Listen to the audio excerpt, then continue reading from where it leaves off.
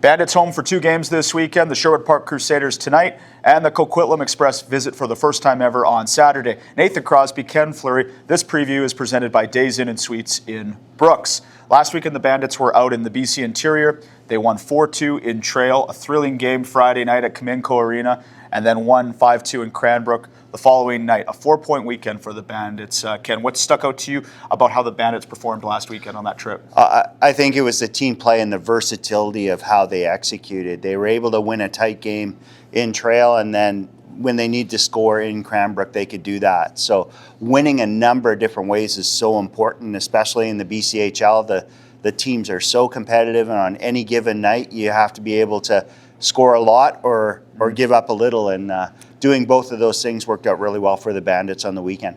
And we saw Isaac Johnson named the second star of the week in the BCHL. Much deserved. He had 2 goals in each game on that trip, and no Jack Rosensteel on the trip because of injury. So how important was Isaac Johnson to the success of the team and deserving of that second star? Well, when you lose a player like Jack Rosensteel, the leadership group has to step up, and I thought they all did really well and were key in both those games. And Isaac Johnson led that charge with his ability to close space, make it difficult defensively, and create offensive opportunity off that.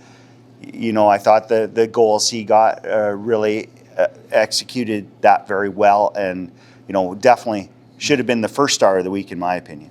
We also saw some movement with the roster this week. Colby Gapter has been traded to the Surrey Eagles for futures, and the Bandits have signed a defenseman who was playing for Sioux Falls in the USHL in Lazarus Ebenoidze. What do you think he can bring to the blue line? Well, I think he'll add another dimension. I looked at a little video. He skates very well, and I think he can has some offensive prowess that he hasn't been able to use, so I think he can add that dimension.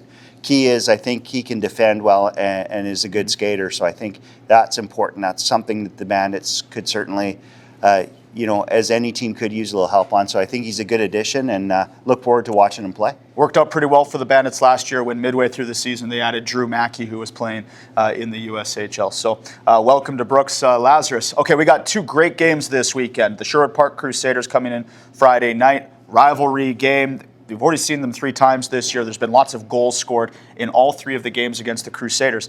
And then the first time ever, the Coquitlam Express will come to Brooks on Saturday. What are you looking forward to this weekend at the CRA? Well, a couple things. It's always fun with Sherwood Park in town because they're an exciting team, and it could be a lot of goals or a few goals. And I think for the Bandits, the advantage right now is they've been able to play both those styles very well. So if they can exploit and pressure the Sherwood Park Crusaders, I think potentially it's a real good night for the Bandits tonight. And with Coquitlam, they're one of the leaders out in the West Coast, and you have to be ready for them. It's a style you haven't seen them. They're going to do some different things than the Bands have seen this year. So we've got 2 really good games here that will be very entertaining and fun for us hockey fans to watch. Crusaders coming off a win Wednesday over the Silverbacks. Coquitlam dropped one to Chilliwack last weekend, but they lead their division. So you got 2 good teams coming into Brooks this weekend. Should be some competitive hockey. Hope you can join us down at the Centennial Regional Arena. If not, Ken and I, you can listen to us with the broadcast.